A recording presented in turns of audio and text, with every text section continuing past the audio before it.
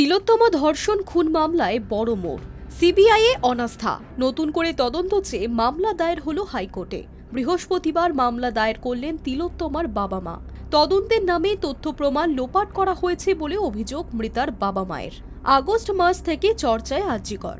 তরুণী চিকিৎসককে ধর্ষণ ও খুনের অভিযোগের প্রতিবাদে ফুঁসে উঠেছিল গোটা বাংলা। তবে ৩ মাসের মাথায় এই ঘটনায় জামিন পেয়েছেন আরজিকরের প্রাক্তন অধ্যক্ষ সন্দীপ ঘোষ এবং টালা থানার ওসি অভিজিৎ মণ্ডল। কারণ হিসেবে জানা গিয়েছে, চার্জশিট পেশ করতে পারেনি সিবিআই।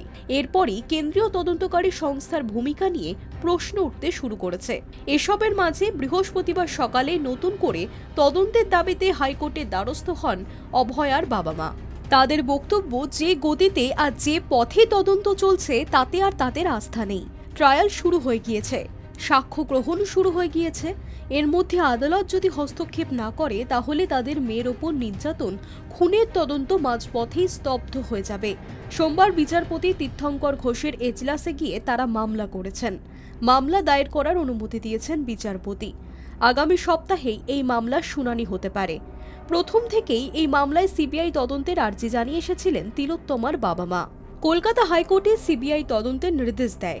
সিবিআই যখন তদন্তভার হাতে নেয় তখনই স্বতঃপ্রণোদিতভাবে সুপ্রিম কোর্ট এই মামলা গ্রহণ করে। বর্তমানে শীর্ষ আদালতে এই মামলা বিচারাধীন। সুতরাং নতুন করে কলকাতা হাইকোর্টে এই মামলা শুরু হলে প্রথম বিচার্য বিষয় হবে আদৌ এই মামলাটি শোনা যেতে পারে কিনা। শীর্ষ আদালতে তিলোত্তমার পরিবারেও আইনজীবী রয়েছে।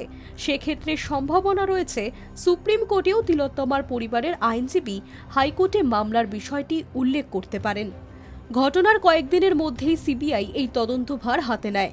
কয়েক মাস হয়েছে সিবিআই তদন্ত করছে, কিন্তু এরই মধ্যে সিবিআই তদন্তের বিভিন্ন দিক থেকে গাফিলতি নিয়েই প্রশ্ন উঠতে শুরু করেছে।